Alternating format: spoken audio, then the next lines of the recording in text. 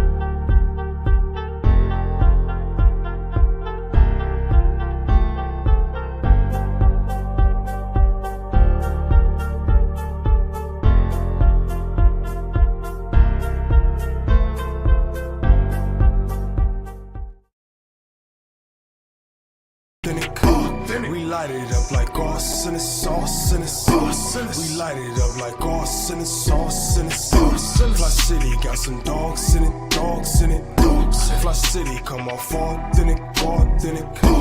We light it up like sauce in the sauce in the sauce. We light it up like sauce in the sauce in the sauce. My city experiencing a transition from penny pinching, maximizing our dollars, multiply triple digits. I came a long way from baby jars in a project kitchen.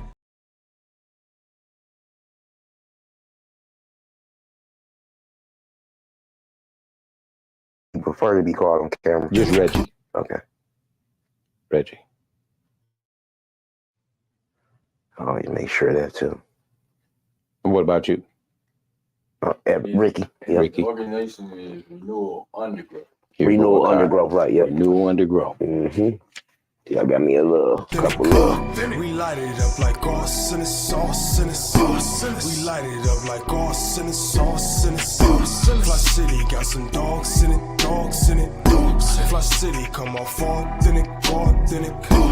We light it up like sauce in the sauce in the sauce. We light it up like sauce in the sauce in the sauce. My city experiencing a transition from penny pinching, maximizing our dollars, multiply triple digits. I came a long way from baby jars in a project kitchen. A ton of them.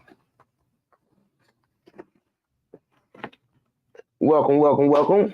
Welcome back to Fli-City Blackout. Want to welcome everybody to a great night. We got Brother Reggie here with us today. Yes, sir. Yes, sir. The great and one and only Brother Reggie. And we are talking about some great things today. Tune in, man. Y'all come on in the room, get closer. Don't be scared. If somebody else share it to them, like, share, subscribe, stick around with us. Yes, sir. All right, Brother Reggie. Yes. Man, it's good to have you in the building. It's good to be here, my brother. Brother Ricky. We're talking about renewal growth. We're talking about Juneteenth as well, but we're going to be talking about the financial literacy part. Yes. So, which is going on Monday, June 17th, 2024. I had the address. At the Flushing Professional Suites on 3163 Flushing Road. Michigan. Yes, sir. Yep, there you go. So if y'all didn't get that, that is at the Flushing Professional Suite at 3163 Flushing Road, Flint, Michigan. That's where it will be located at from 4 p.m. to 7 p.m. Yes. Yes. Hey, we got to get a time. We want them there. Kind of get there early. You never know what you might see, or who you might see. Yeah. I know you're going to see us. So come on down. All right. So let's break off into this. Okay. All right. I got some couple questions for you. Come on with it. We're talking about renewal growth. Mm-hmm. Because that is your sponsoring group. Yep. Okay. The nonprofit organization. Okay. Yeah. So Renewal Undergrowth And the acronym for Renewal Under Growth is RUG, R-U-G, RUG Inc. It is a story behind that. It was an old nickname from college, but the renewal part, you know, we're in the season of rebirth, regrowth, renew, reconciliation. You know, so renewal under, because, you know, if you look at for something to properly grow, we believe in root teaching, root growth, go all the way to the root. Yes, sir. So we want to break it down to the root, properly plant and let it grow. And a lot of our growth is breakthrough. We breaking through some soils through this. And growth is what's needed in the socioeconomic community. I believe the new civil rights frontier is socioeconomics. Yes, sir. The protests, the rallies, they had a place, but we must take control of our communities. And I believe there's a great formula with nonprofit teaming up with for-profit to create wealth and solve problems. Okay. And on a micro level, because you have big foundations and big corporations, but, you know, small business is the lifeblood of job growth in this country, really. And micro organization, 5 people are under running it. And micro businesses, 5 people are under, are the realistic new startups in our community. We don't really start off, you know, with a 25-man business or even a 25-person organization. It's usually on the micro level, not even small. So I believe there's a great formula there. And I want everybody to make sure that they check out, you know, Renewal Under Growth website and see some targeted things that we're trying to do. But for the purpose of Juneteenth, you know, we wanted to host the financial literacy. I love that. You know, so we'll have a few financial institutions that'll be there. Tanae Turner, the community impact coordinator for Elga Credit Union, they'll be there. They'll be offering checking accounts. They'll be talking about some alternative programs that will really impact grassroots, low-income people that's out there getting these payday loans. That's us, y'all. You know what I mean? That's us. And they actually have an alternative. They have a $1,000, up to $1,000 loan with no credit check. You open up an account, 8 transactions, and you can qualify for this micro payday lender style loan they have, but it don't come with all the interest, and you actually have 12 months to pay it back. 12 months, you can't beat that. So sometimes when you just need a barber, a bang, or a bead, you know, and you don't have to go to these lenders where you borrow $500 and you end up paying $500 in interest before you pay off the principal. Because life be lifing. Life be lifing. You never know. People need what they need. And so, yeah, the financial literacy under the banner of Juneteenth, we're going to talk about, you know, Juneteenth and what it really means. That has to be discussed. You know, when General John Granger and the boys came over to Galveston, Texas, when everybody else had got the word of the Emancipation Proclamation, right? But over at Galveston, folks were still under the whip. You understand me? In the chain. And they like, you know, what's good? So, because them folks wasn't going to try to let them go. So 2 years later, you know, the cavalry had to come in and be like, yo, you got to let these folks go. They say they might. And so really true emancipation occurred in 1865. And I'm careful to say emancipation instead of total freedom, because, you know, the chains was taken off our body, the manacles was taken off our body, but they wasn't taken off our mind. Yes, sir. And we still, even to this day, was never invested back with that which we have been divested. Our names, our language, our culture, our God. So, you know, there's still growth occurring to this day. I love that. Yeah, man. I love that. Piggyback, nonprofit and for-profit. Okay. For, you know, there's some of us that is getting into this and we're trying to understand. Can you explain a little bit what for-profit is and then what nonprofit is? Absolutely. So when you think about going into business, most people that go into business or start a business, the business is to make revenue, to make money. It's not so much a charity. You know, I'm going to sell Spacely Sprockets and Cogswell Cogs. I'm kind of dating myself, for money, you know, for profit. So whether it's a LLC, whether it's a S Corp, a C Corp, or a sole proprietorship, a one-person business, you open it up for profit. You trying to go in business to make profit. So you're gonna have whatever after your expenses, whatever you charge your clients, and you pay your bills, whatever's left, that's profit. You putting that in your pocket, you eating off of it. You done paid all your bills, you done paid your employees, and whatever's left over is profit. And you're gonna take some of that profit and either reinvest it back in the business to grow it, and you're gonna spend it however you want to as profit.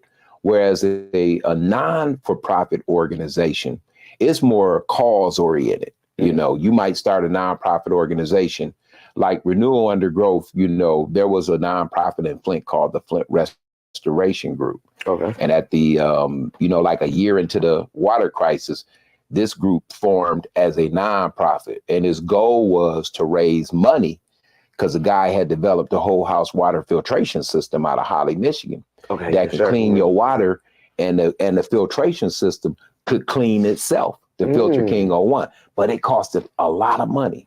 It was a whole house water filtration system, so it's cleaning water from the point that the water come into the house. Is purifying the water all throughout the house. So washing clothes, your water. Washing your clothes, water is taking good. Baths, yes, sir. Drinking, all that water from the point of entry. It's called point of entry whole house filtration system. Okay. It was around almost, $3,000 when it first came out. Then they got it down to 2,000 and something. So we formed the Flint Restoration Group.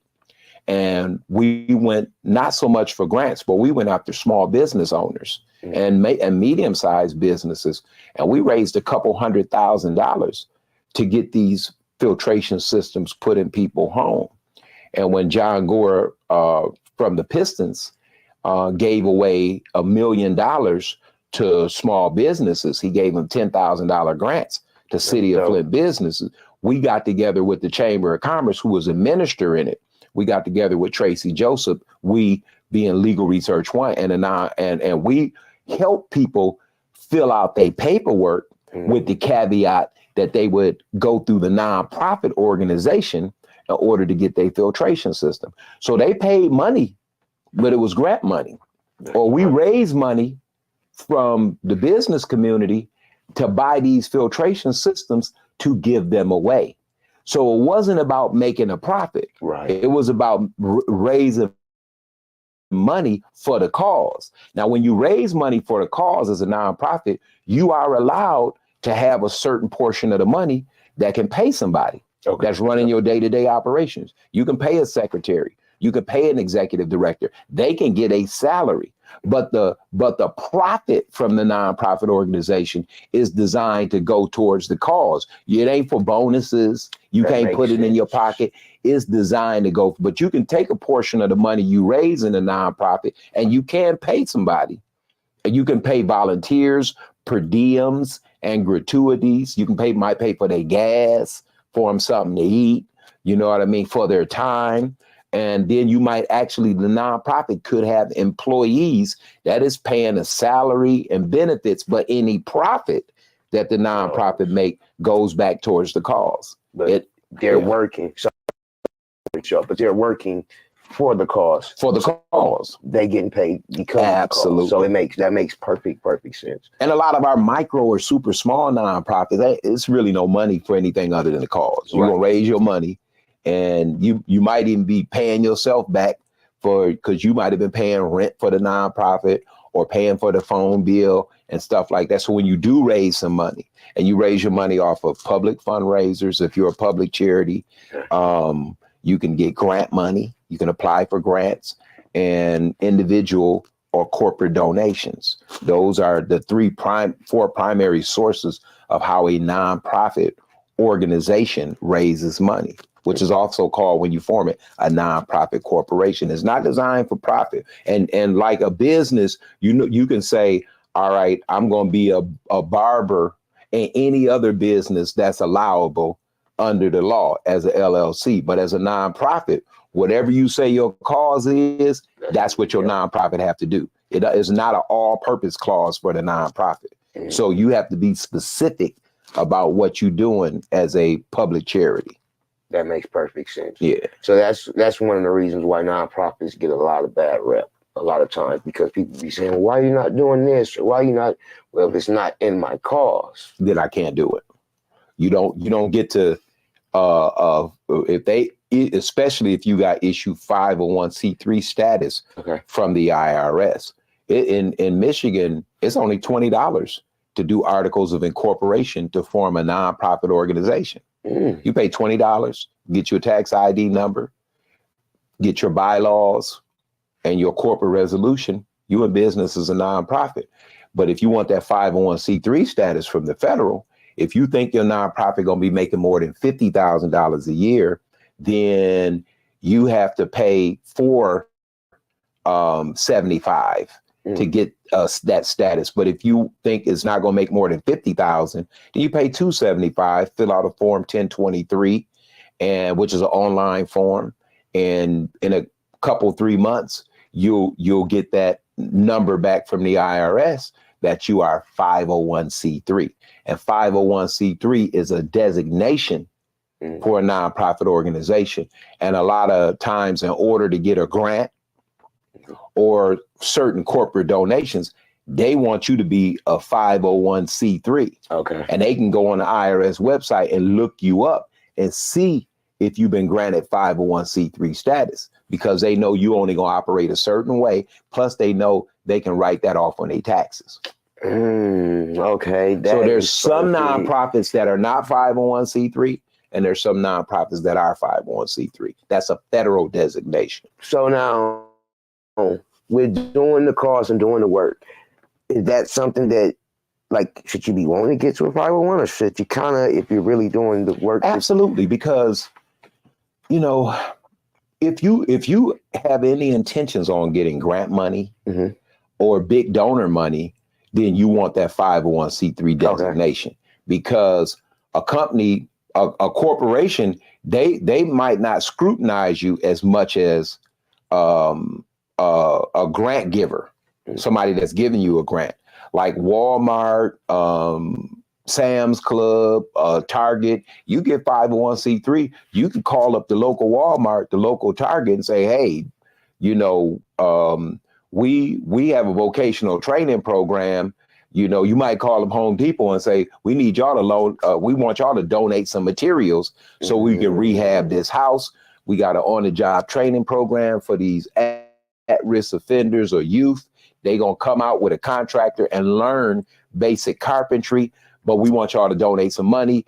And how you get businesses to donate money to a nonprofit, in my opinion, one of the methods is you offer them add value. Meaning you put them on your flyer. Gotcha. You stick a stake in the ground and say, you know, Home Depot and Ricky Nonprofit Group has the urban rehab project. Yes, and on your flyers and your campaign for that urban rehab, you tell them you're gonna put their name on the flyer. If you do any radio, you're gonna put their name on it. So they donating you the money, they get to write the money off, and they gonna get add value as well. Oh, you gonna get the money. That market, because that's marketing for them. Okay, it's a win-win. It's a win-win. It's like, okay, that makes perfect sense. That clear, because it's like, you know, even if 501 get a bad rep sometimes, it's like you're not helping me. Yeah. So now, but kind of got to help yourself. Kind of first. You have to help yourself. You know, and kind of know a direction and really have a vision on what you're doing. And let's talk about that, because see, charity as a principle, I'm taught, starts at home. Yes, sir. And then it's spread abroad. If my household is naked, hungry, and outdoors, and I got $200 in my pocket, and even from a spiritual perspective, I say the Lord told me, "Give you the coat off my back." Well, that's a proverb. It's not necessarily literal. You better make sure that, see, because if I can take care of my basics, now I'm positioned to help you. Yes, sir. And we have to look at our nonprofits a little different to me, especially our micro nonprofits. Let me give you an example. So say you have a business that you you helping repair people credit. Yes, yes, You got a credit repair business, $99 a month. It's going to take on average 6 months doing it right to get a person's credit right. All right. So I form a nonprofit and I'm teaching financial literacy. So I'm having these seminars showing you how to properly save money, save your 5%. This is the language of how to get financed. This is what a bank is going to look for if they finance you for a car loan or for a house loan. And I'm just teaching it. I'm raising money, nickels and dimes. I got a coin box campaign. I'm doing a couple fundraisers. I'm partying for a purpose. I'm doing things. I might get a little grant and to have these seminars to show individuals and small businesses how to properly raise money. Now, I might say, all right, cool. I'll do a raffle and I raise, $10,000. I might say, okay, I'm gonna donate $5,000 to your for-profit, not another nonprofit. What we're gonna do is we're gonna sponsor, however, if it's 600 on average, let's use a different number. Let's say 600 times 10, that's 6,000. Okay. So I'm gonna sponsor 10 people to get their credit repaired through your for-profit. I raise the money from a nonprofit. Now we're gonna help you get your credit together. You don't have the money to get it together. So our nonprofit gonna write a check to Ricky's LLC that do credit repair for 6 people and we sign the people up.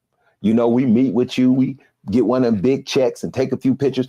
And now you got money, your for-profit, you have some money, you can eat a little bit, but you can fix these people credit and not worry about if they're going to pay you or not. So our small nonprofits have to team up with for-profits to solve problems and generate wealth. So we done helped 10 people get their credit together. And you also was able to make a barbell, bangle, and bead. And the extra $4,000 from our campaign, we're going to keep it going with the nonprofit. And if I have to pay a couple people that help volunteer with the nonprofit organization, I got a few nickels to do that. But we getting things done. And that's something that a really small nonprofit can do with a really small business. Now, you might sit on my nonprofit board of directors. So the 1023, when you fill that out to get your 501c3 status, one of the things it asks is, will any of your officers or board members do business with the nonprofit organization? I write yes.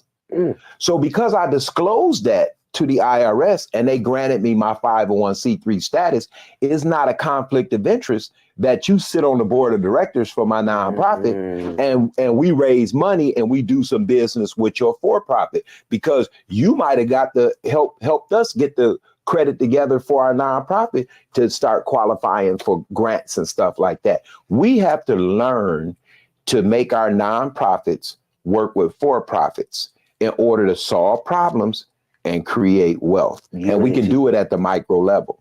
Unifying on the profit level, not just profit and nonprofit.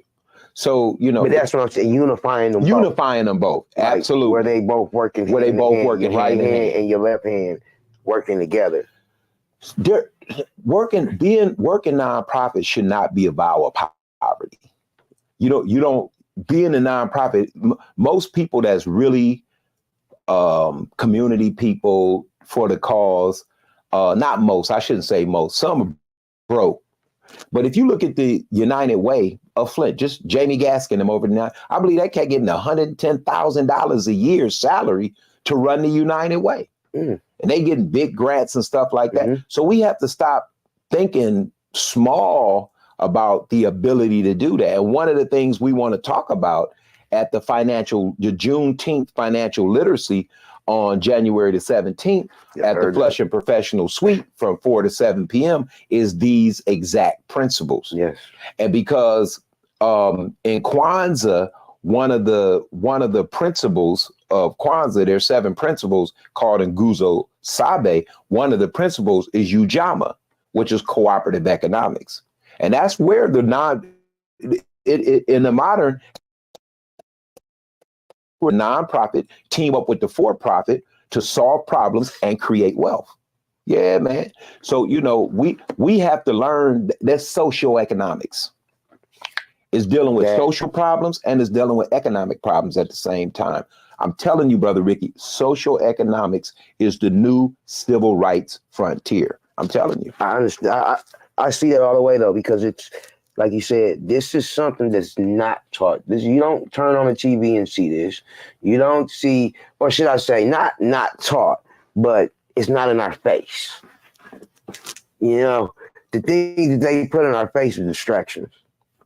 Classes like this, like the handyman class, we're gonna get to that too. Okay. You're gonna see me in that class, so y'all better come on down, man.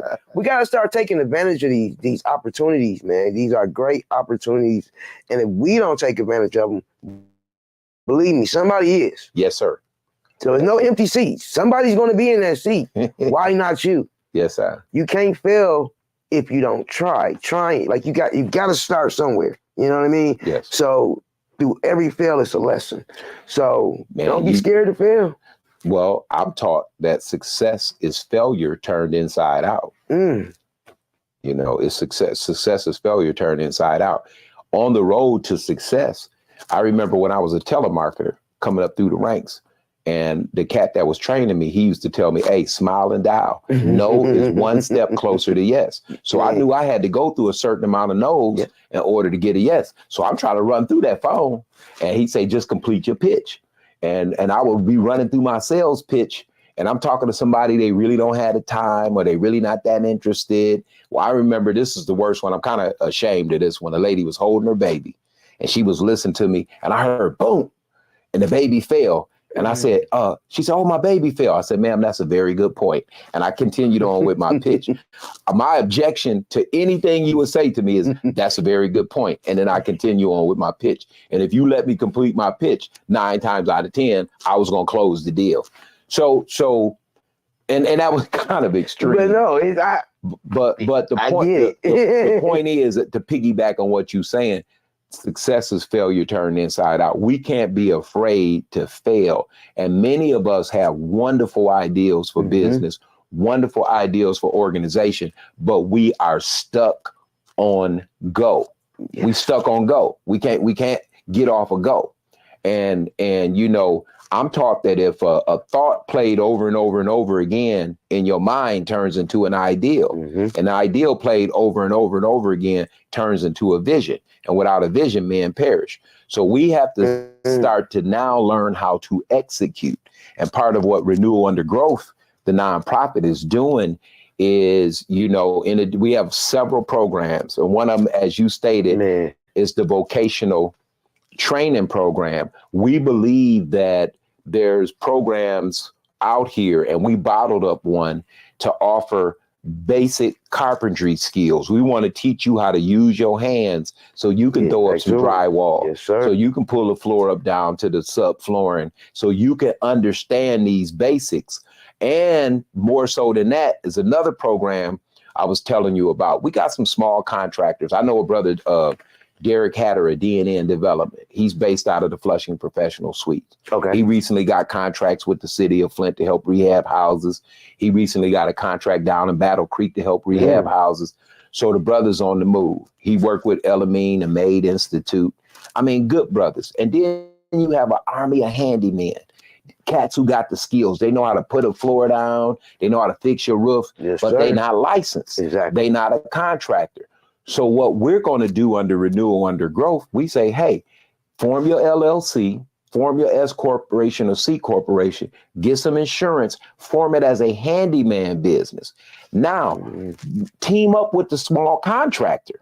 Because if you go up under the contractor, you can bid a job.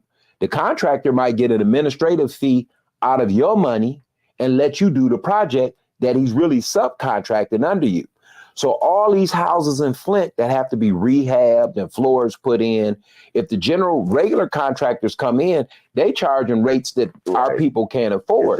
But if Pookie, Ray Ray, and Junebug now, who already know how to fix the floor and do that stuff, come through the vocational training rehab program, get a certificate, form their own a handyman business, so they're not necessarily working for the man, and then team up with the small contractor who got the license that they can bid the job through. Now houses in Flint can be fixed up at a reasonable price. And everybody's making a little money. So we have to create our own infrastructure to develop housing in Flint. Because if you get a house from the land bank, but it need to be fixed up, where you gonna go? Exactly. So we saying let's create a program where the handyman can go under a contractor. That's because you calling him to come fix your house up anyway. He don't have no license. He can't pull no permit. So if anything mess up, it's like, oh well. But just here, the bidding pool, how it opens the bidding pool up to people that would never have that chance, that opportunity. So y'all go to www.renewalundergrowth.org and check out our website. Check out the programs that we are pulling online, because if we don't start using our nonprofits to team up with for-profits, Ricky, to solve our own problems, you know, Dewan always say, help ain't coming. Man. So we got to create our own help. But help is coming. So that we can say help is on the way. Help is on the way. That's the thing. Help is on the way. We're looking for help in the wrong way, in the wrong people. Yeah. Instead of going to the people with the knowledge. Like instead of coming out on Monday, June 17th at 4 p.m., you know, and getting the knowledge, that's where the help is at. You got to help yourself. Yeah.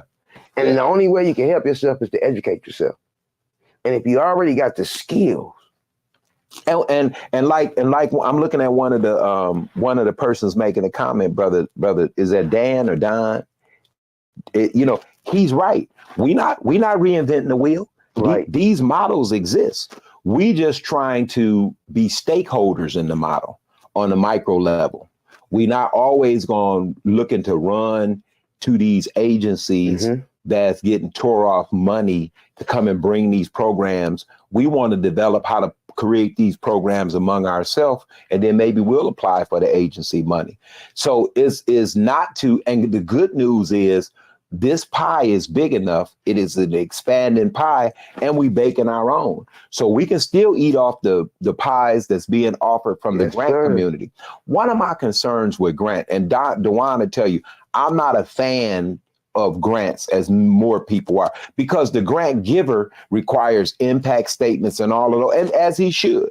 There's nothing wrong with accountability, but sometimes I be concerned, like, you know, I had an experience with some people through the Service Corps of Retired Executives. SCORE is a nonprofit arm of the SBA. Okay. And a partner of mine had a good idea. I was a young buck. This was years ago, because I'm about 100.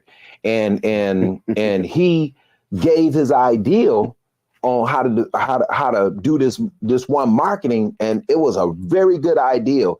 And his ideal popped up over in California, and it got funded on steroids. And a person that worked for the company in California said they had got that ideal. I was in Ohio at the time, from this guy out of Ohio. So some of these groups pick the brain. They're clearinghouses for ideals, and it might get shipped over on another side of the country to their homeboys. Now, I'm not saying that to be cynical. No, I'm saying that because it happens. And I'm also saying that to say, look, we need on the micro level, because I like micro business and micro organization. On the micro level, we need to start coming up with solutions, because that'll address our solutions locally. Right. And then it can grow into something bigger. But we have to be stakeholders in our own growth. We have to be stakeholders in our own change. Yes, sir. Yeah, man. I think we should have an army of small organizations. That makes sense. And an army of small businesses to get together and address our issues, nonprofit and for-profit. We can team up, make it happen. Because all you hear is they're buying up the north side, they're buying up this, they're buying up that. Well, if we're not buying it and it's for sale, somebody's going to buy it. That's right. But if we got the skill and the know-how and unity on all forces, once we start working in that, ramification, it's different. Because now it's like, once you get the house, I can call the right person. Yeah. That's going to give me the right handyman. Yeah. That's going, and and they're insured. Yes. As well. Like that. Yes. That's the key thing. Like a lot of people, you can work on it all day long, but what happens if you get hurt? What happens if you get hurt? There's a cat, Peter Gibbs. He went to Central State University. Brother, he worked for the SBA for 18 years in a bonding program. When he got there, their bonding program was about $750 million.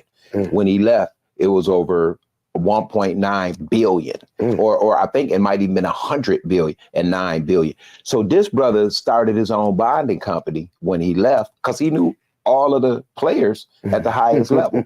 And bro, in 2 years, he was a $12 million company. In this third year, he'd merged with Merchants Bonding out of Iowa, one of the fourth largest bonding companies in the country, on a $40 million deal. This brother. Beautiful. And he bond in all 50 states. He bonded people in Michigan. And because he has the ability to underwrite, you know, if we network with him, bonding is so hard for contractors to get. But here we have somebody that's underwriting at the highest levels. So who you know do matter. But oftentimes, man, we can't be afraid to start at where we are. Exactly. Booker T. Washington, drop your buckets where you are. Start where you at with whatever ideal or skill set you have. I'm a firm believer in creating a business out of your skill set. Yes, sir. You know, you create a business out of what you like to do and what your skill set, and you're not going to be mad or have a problem getting up, going to work every day because you're doing something you like to do. Yeah, man. So I'm really excited about the Juneteenth literacy fair over at the Flushing Professional Suites, because we're going to have vendors that offer money, offer financing. Financing is the lifeblood of business growth.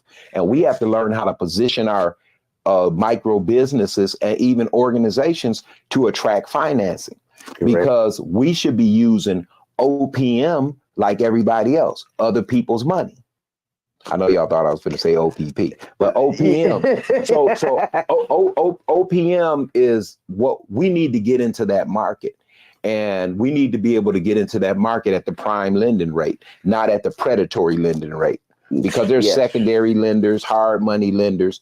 But you will be surprised how undifficult it is to take your little small business. If you paying your bills on time and you paying your people and yourself on time, and you're offering a product or service, you're supposed to be able to parlay that history into credit separate from yourself personally, and then be able to go start getting credit for your business.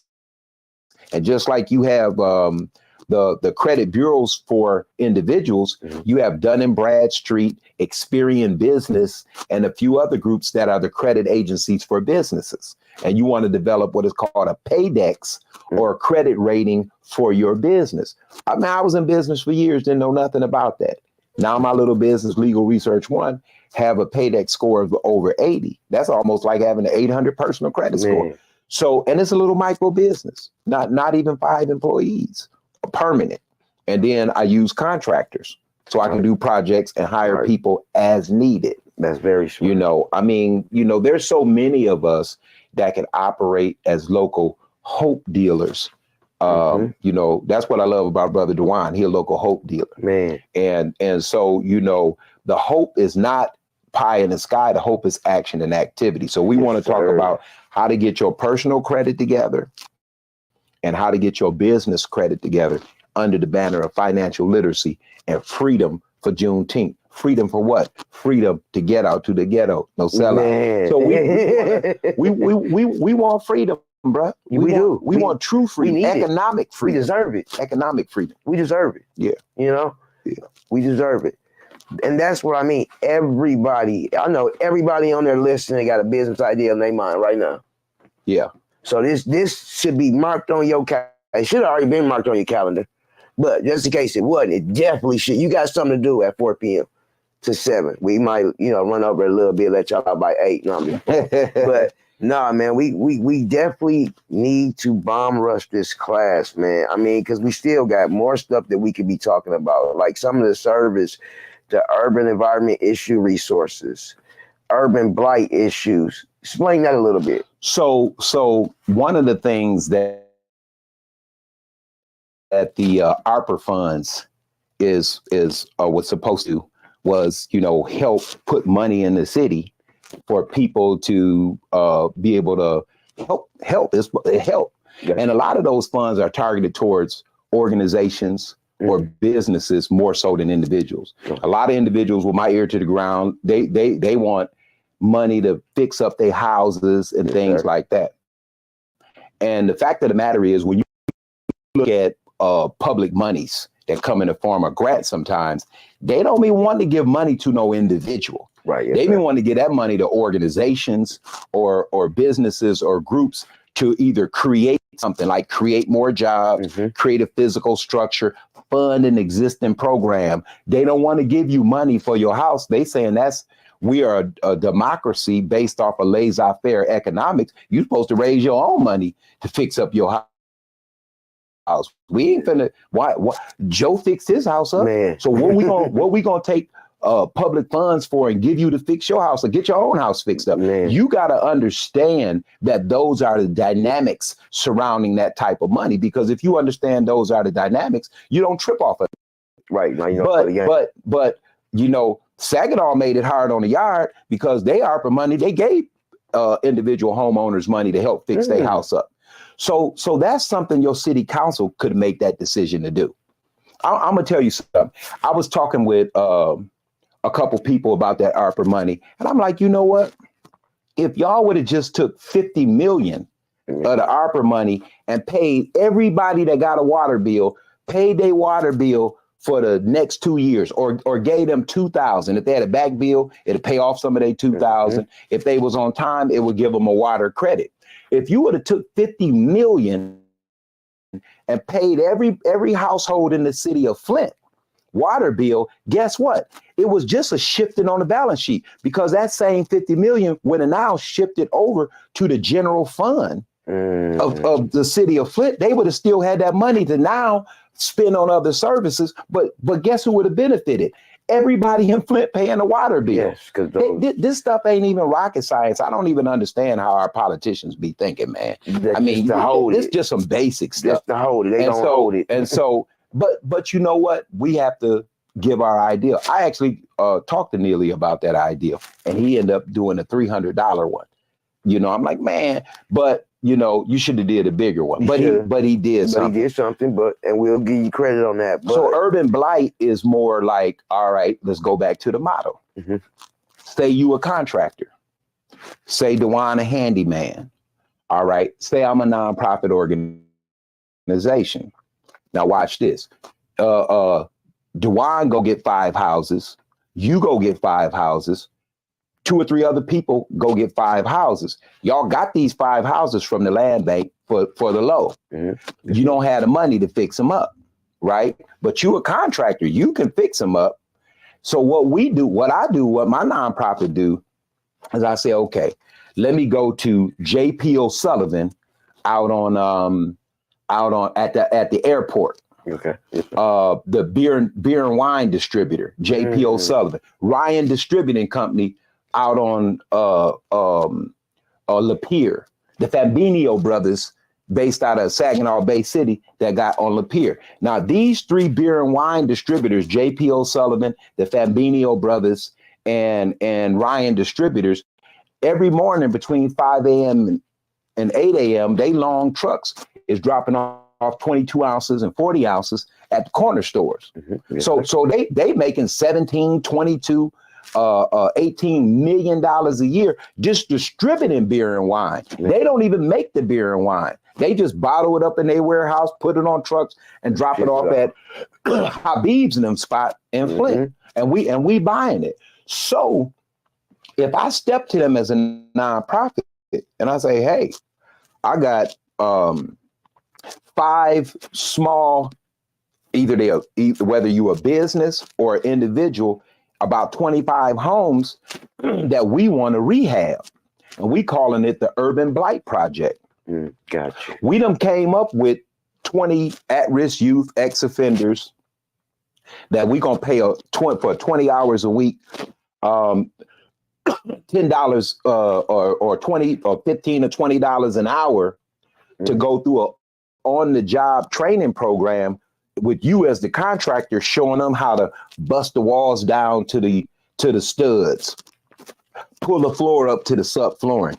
Every one of these houses from the land bank, we're going to bust all of the drywall down to the studs or plaster. We're going to pull the floors up to the subflooring. We're pulling up all toilets and sinks. We're going to replace all of that. The nonprofit step in the Home Depot. Hey, let me get them materials up off you, because we spend a lot of money with y'all, and we asking JP O'Sullivan to donate the money to finance the labor rate we're going to pay these people on OJT, and to finance the material costs. Why would they do that? They would do that, number one, because I'm a 501c3 and they can write the money off. We can stick a stake in the ground. They can get ad value by saying, renewal under growth, JPO Sullivan, Ryan Distributing, and the Fambino brothers present the Urban Blight Project. They getting positive recognition for helping rehab some houses in the community, with micro organizations and micro businesses and individuals benefiting. I mean, skills are being learned. You making a Bible bangle a bead for teaching the skills. Right. All of us who got the houses are getting them fixed up for free. And the end game is we're going to let people come into those houses on a rent to own. We trying to make homeowners. Yes, sir. Rent with me, pay rent for 5 years or 6 years. And at the end of that period, I'm going to sign the house over to you. Yes, sir. So we have to have those type of plans where our micro businesses and our micro organizations step to the people in the community that make money off of us, but they don't put no money back in. Right. Them beer and wine distributors is waxing rich, selling us death, but we don't never ask them. So when we ask them to contribute back, we're not stepping in them as beggars. Right. We doing this under the concept of parity and reciprocity. You got something for me and benefited. You need to give something back so I can benefit. Yes, your livelihood, you making off of the hood, dropping off beer and wine, but you taking all your money back to wherever you live. You ain't putting it back where you draw it out of. But under parity and reciprocity, contributing back to the area that you draw money out of, that's just equity. That's just the right thing to do. So let me get that up off you. And if you don't, oh, now we don't do that. Okay, we fade to the back. Black Lives Matter. Take about 40, 50 people up there. Rah, rah, rah. Shits come by. You drawing all this money off of us and you ain't getting nothing. I guarantee you before the day out, they'll be calling, hey, Reg, about that program you was talking about. Let's make it happen. So we have to step to people under the concept of parity and reciprocity and say, you drawing money out of the community and you benefiting. So it's just right that you put some back. Yes. We just have to be organized. Unity on all. We just have to be organized. On all fronts. You get the house. Let's step to. We can make this happen. This what I just said ain't rocket science. Y'all, we need this class. I hope y'all listening. We need this class. Like, and I'm speaking me as well. Like, we need. Like, I mean, man, if we could just clone your brain and just put it on what channel these kids be watching now, TikTok. And we could, we need this on everything because. Like, for real, like this is solving and having solution. This is what it looks like. Well, we need to be solution based. This is what it looks like. It's not enough to just pop off and talk about the problem. You know what I mean? And all of that. At some point or another, through our travels, I'm gonna tell you, I didn't fall down from heaven. I come up from a hell of a condition. But through those travels, am I going to spend the rest of my life being a person chronically complaining about the problem, or am I going to be a part of the solution? Amen. And in being part of the solution, I absolutely, positively, you understand me, want to make a barbel, bangle, a bead along the way. Sir. I don't believe I have to take a vow of poverty, but these ideals I just gave, the ideals is free. I don't care who implement them. Man. Somebody need to implement them. So we see by what we say, but more so the action is in the do. Yes, sir. So I want you to know what I'm talking to you about. There's little cells planted all around the city that's actually doing what I'm saying right now. We have to learn how to move in silence and incubate our ideals. See, women get pregnant with the body, but men get pregnant with the mind. So if we take our ideals and incubate them, develop them in cells so that when they come to light, they can stand the light.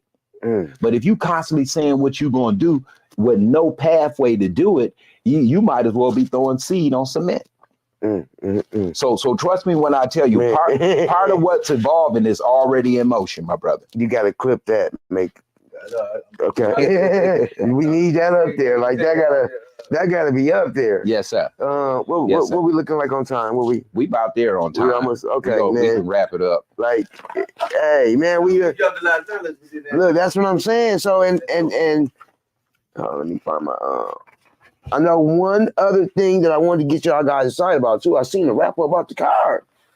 The raffles, the fundraising raffles, man. Y'all get involved. Let's get involved. So a lot of times when you talk about a public raffle, what most people don't know is you have to go through the same agency as the lottery. You have to go through the Michigan Gaming Commission. And the first time I did a public raffle was in Ohio, in Columbus, with this group, Consumer Helping Hands. And they actually took about $35,000 in the 90s, and they bought a Chevy Malibu. They paid for it cash, but they had about a $14,000 marketing campaign where they dropped flyers in 9 by 16 clear door hanger bags, 8.5 by 11 flyers. They broke the city up into sections of 500, targeted some places and dropped the flyers out. They found corner stores. They had lottery machines in it, used all of the Krogers, they customer service centers. They had 10,000 raffle tickets that they raffled off at $10 a ticket and raffled off a car. They raised $100,000. They took the $30,000 they spent, set it aside so they could do it again. And they was raising money for their own organization causes. We at Renewal Under Growth is in that process right now. We almost through with all of our processes to be able to actually do the deal. And we're in negotiations with 4 local car dealers, but we're going to ask them to give us a break on the price. Whatever they pay for, we tell them we'll pay you that in cash, but we'll give you a write-off for the rest of it. And we are going to, our philosophy is self-funding. So we're not so much looking for grants. We're looking for ways to raise money to fund our own causes. So Win a Car raffle is part of our funding source. So we've identified some corner stores in the city, Paradise, a few other places that have lottery machines. We've identified the Krogers, the Myers, the Walmart. We're in negotiation with these places. So we drop them tickets. A black accounting firm, Days Tax and Accounting, is going to certify our tickets as legit. We do our press conference and our ad campaign. We're going to be dropping the car off at the places where you can buy the tickets so you can see it's real. Yes, sir. And we intend on raffling off about 10,000 raffle tickets at $15 a ticket. And we're going to raise money for our own causes. We tired of begging and asking people to do for us what we need to be doing for ourselves. They always say, pull yourself up by your bootstraps or whatever. Amen, brother. Amen. Yeah. So, I kind of threw that out there because, and dude, how you worried about duplication? No, I'm not worried about duplication. Duplication is duplication. Whoever want to do what they do, that's what they going to do. And we here for that. But if the pie ain't big enough, let's just bake another one. Exactly. Yeah, let's just bake another one. Don't worry about it. The pie big enough. Man. Just bake another one. I just want the ingredients, and we bake another pie, man, and serve it that way, man. Hey, look, that's what this financial literacy and wrap up. We want y'all to come to it. We're gonna have some of the local stakeholders offering some bank accounts. But we're going to be talking about the basics because we believe that the foundation is the basics. If you know how to properly form your business, if you know how to properly form your organization, then that's your start. That's your foundation. And then if you know the basics of financial literacy, how to get funding, you can't form a business and expect it to be funded without no history. So either somebody going to sponsor your history or your personal credit going to be good enough to finance credit for the business, or you're going to start where you are and you're going to grow at the pace of business and fund yourself. Grow at the pace of business. And, you know, when you grow at the pace of business, and Flushing Professional Suites has about 14 businesses located out of there. It's one majority business. Well, really, Legal Research One is a so-called minority business. We just have a majority client. Our biggest client is the Water Crisis Law Firm. But we got beauty barbershops there. We got credit repair group. We got home health care. We got contractors. We got bookkeepers. I mean, so it's a hub of economic activity. And I'm glad that the majority of the businesses are Black businesses. Man. And so, you know, we just created a place in a space, and we got a few suites still left out to rent. Yes, Abby. And Renewal Undergrowth is over on Beecher Road at the Davidson Development Group building, which we own that too. And we got a couple Black businesses over there doing their thing. Amen. And we looking to buy another building as we speak. So look, let's do this, y'all. We don't have to keep believing that you have to start on 10. Start wherever you are. Yes, sir. Let's learn the basics, because one thing I've learned about our people, especially whether it's Tiger Woods or Serena and Venus, if all we have to do is learn the rules. Once we know the rules, we always game over. So we looking to do that. And I appreciate this platform because I know this platform is tied into a few other great platforms, Out of the Mud, Flint After Dark, and y'all been doing some excellent work, having some real information on there. And whatever we might have in conflict, we might have 2 or 3 things in conflict as individuals or people, but we have 4 or 5 things in common. And I just pray that we learn to stand on what we have in common versus always tripping off of what we have in conflict as a way forward. Let's stand on what we have in common. You know, what we have in conflict, all right, cool. That's your thing, this mine. Let's keep it pushing. But if the unity is based on what we have in common, the unity ain't based on what we have in conflict. Man. So let's learn to stand on what we have in conflict versus being disunified on. Let's stand on what we have in common versus being disunified on what we have in conflict. The conflict's gonna always be there. What about what we have in common? Let's stand on that. Let's move on that. That ain't even about being friends. That's called mutual interest. Yes, nobody do business absent of mutual interest. Man. We say it on the street level like this: what's in it for me? That's really not a bad question. What's in it for you? That's a real question. You know, What's in it for me? But there is a part of life and things where you have to sometimes do some things on the string. You have to do it just because it need to be done, not so much for what you can get out of it. Some of us can make money just staying laser focused on what we're doing for self, but we can also make money helping others as well. Yes, sir. So that's what this is about. And anything that I say or do personally that's offensive that I said or do, please charge it to my head. Anything that is good, I charge to the creator. So Amen. I appreciate, again, this wonderful platform. And I hope y'all come out to all of the events that that's going on the Juneteenth celebration.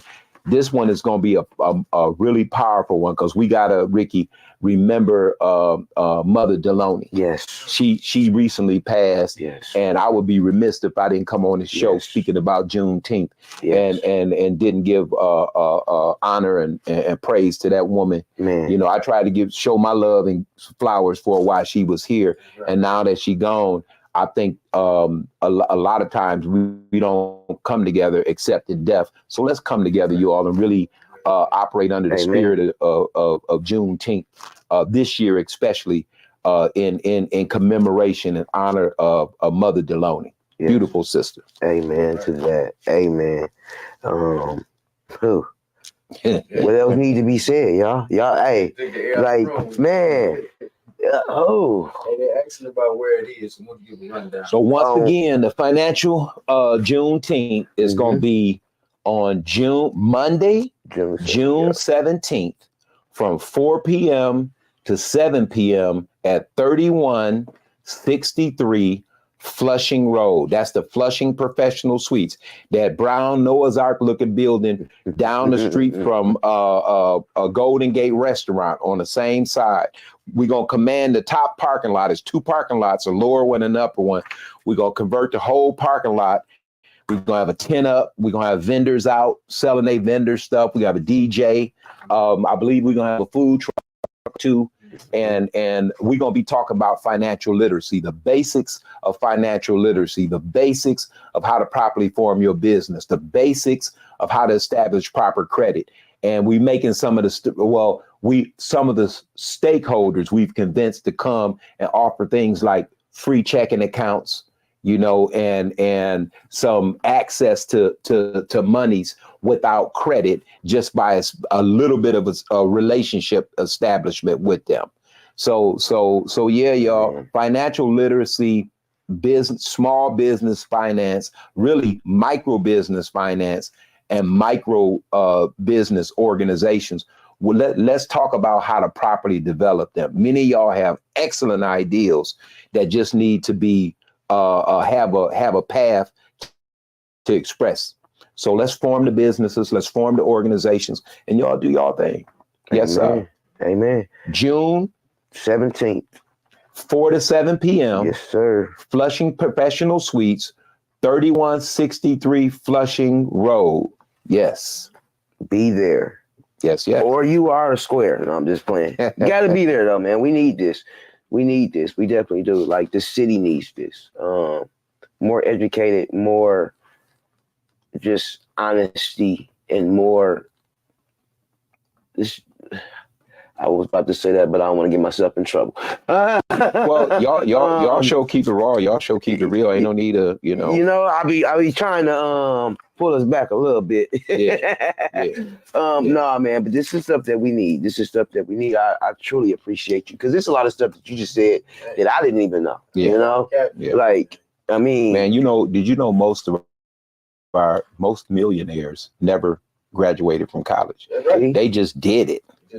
And what they do now is I remember Ted Turner came and spoke at the HBCU I went to, Central State, and he said, he hadn't graduated from college at that point. He didn't have a degree. He get a lot of honorary degrees, but he was saying, oh yeah, I just did it, and I hired the college folks to come work for me. Man. So don't let the lack of a degree or a lack of this or that stop you. Just start where you are. Find out the basics. Once you find out the basics and the fundamentals of a thing, you move off of that.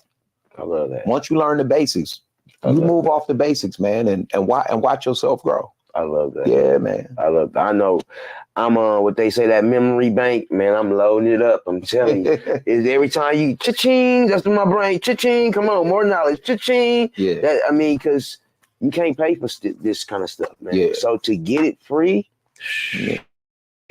we gotta take advantage of it. And that's what we want to do under Juneteenth. Under that banner, we should be always not just, celebrating, absent of learning something. Exactly, learning. Let's learn something. Let's Take party something for away. a purpose. Yes. Yeah, Party man. for a purpose. I love Party that. for a purpose. We got enough partying for unpurpose reasons going on in the city. ain't So nothing wrong let's with party partying. for a purpose. 8 hours of labor, 8 hour refreshment, 8 hour worship, 24-hour gauge, common rules. So let's just work it out. Yeah. You want to give your address? Yeah. Beecher Road. So 3340 Beecher Road at the Davidson Development Group building is the location for Renewal Undergrowth. This is the nonprofit that's sponsoring the Financial Literacy Day. Renewal Undergrowth is sponsoring it. That nonprofit, and y'all go to www.renewalundergrowth.org, and you can see our website and see what we about.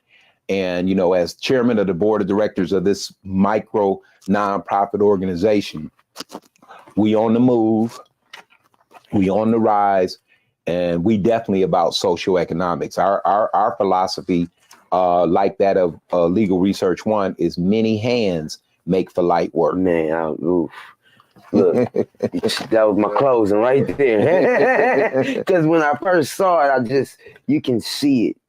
It's a vision that's clear to see. Yes, sir. So I love how you lay it out, how, you know, especially the way you explain it. You explain it to where even I don't want to say the dumbest, but the people like me can understand, should I say.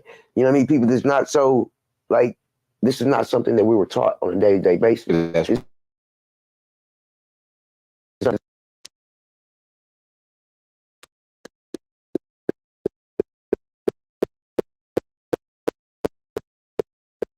unlearn and relearn. So Whether you know it or not, we all have our own contribution to make. You know, everybody had their own contribution to make. I don't hate on, frown on, or trip on nobody's contribution. Their contribution is theirs. Yes, sir. My contribution is mine.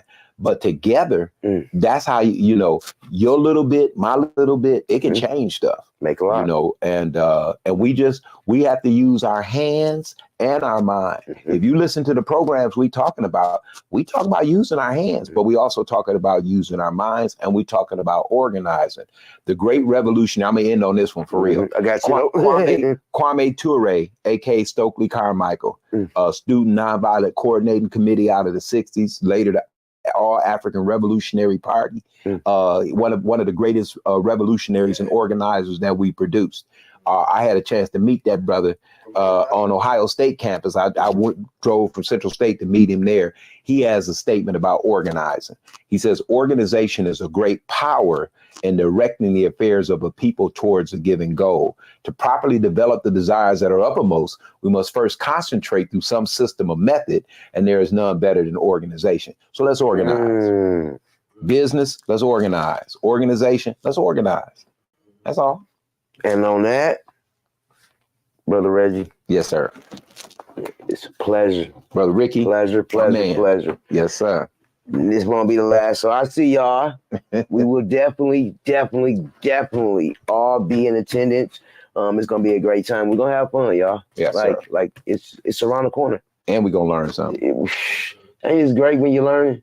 Yes, sir. Like, I think that's what we gotta do too. We gotta make learning cool again. We gotta make learning cool again. You know? So yes, sir. I hope y'all learned something. We gonna Dewan, we gonna Wakanda out. Wakanda out. All right. You know, in the great We light it up like sauce in the sauce in the sauce. We light it up like sauce in the sauce in the sauce. Fli-City got some dogs in it, dogs in it, dogs. Fli-City come off authentic, authentic. We light it up like sauce in the sauce in the sauce. We light it up like sauce in the sauce in the sauce. My city experiencing a transition from